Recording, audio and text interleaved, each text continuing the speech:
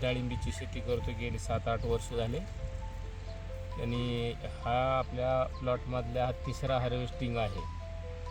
सुरुवातीला जानेवारीची छाटणी केली. थोडंसं जानेवारी छाटणी केल्यानंतर नरकळी 2 वेळा भरपूर निघाली झाडांना. नरकळीचं प्रमाण भरपूर असल्यामुळं नंतर विगरचं प्रोडक्ट आपण वापरायला सुरुवात केली.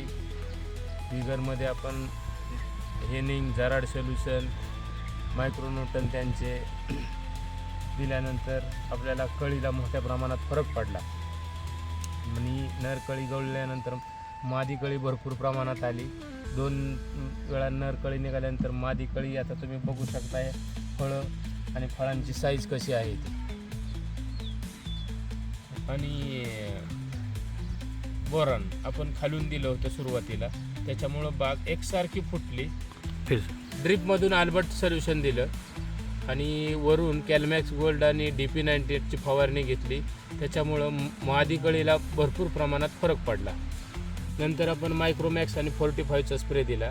त्याच्यात कळीची साईज चांगली मिळाली आणि मादी कळी चांगल्या प्रमाणात सेट झाली झाडाला. त्याच्यानंतर आपण कॅल्मॅक्स गोल्ड आणि सिक्वेन्शियल 2चा स्प्रे घेतला. तर तो चांगल्या प्रमाणात आपल्याला साईजला फरक पडला, कलरला फरक पडला. आणि कॅल्मॅक्स गोल्ड घेतल्यामुळं कॅल्शियमची कमतरता झाडातली पूर्णपणे भरून निघाली. सनबर्निंगचं प्रमाण बी कमी झालं कॅल्मॅक्स गोल्ड आणि सिक्वेन्शियल 2मुळं आणि सूट बी कमी निघाले. 0-40-39 आणि जाराड सोल्युशन सोडल्यानंतर साईजला चांगल्या प्रमाणात फरक पडला, शायनिंग आले, कलर बी प्रमाणात चांगला वाढला. हे सर्व प्रोडक्ट विगर ॲग्रोचं आपण वापरले आहेत मित्रांनो आणि त्याचा तुमच्यासमोर रिझल्ट आहे. विगर ॲग्रोचे प्रोडक्ट्स तुम्ही सगळ्यांनी वापरावेत आणि हे प्रोडक्ट आपण महाराष्ट्र ॲग्रो फलटण कुंभारराजे यांच्यातून सर्व खरेदी केलेले आहे.